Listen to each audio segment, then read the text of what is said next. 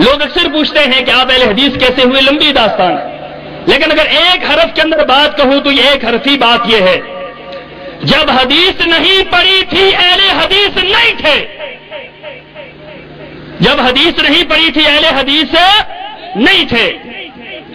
اہل حدیث اس وقت بنے، نکلے حدیث پڑھنے کے لیے کہ اب حدیث کو پڑھیں گے اور حدیث پڑھ کر اہل حدیث کا مقابلہ کریں گے۔ حدیث کس لیے پڑھیں گے؟ اہل حدیث کا مقابلہ کریں گے۔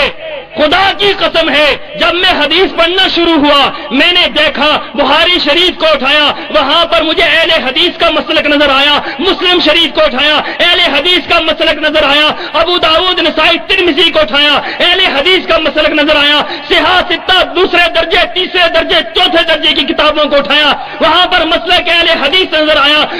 جو میں حدیث کی کتابوں کو پڑھتا رہا، مسلک اہل حدیث کھلتا رہا۔ اگر ایک بات کے اندر میں اپنی داستان بیان کروں تو یہ بات میں کہہ سکتا ہوں، جب میں نے حدیث نہیں پڑھی تھی میں اہل حدیث نہیں تھا، جب میں نے حدیث پڑھنی شروع کی اللہ نے اس کی برکت سے مجھے اہل حدیث بنا دیا۔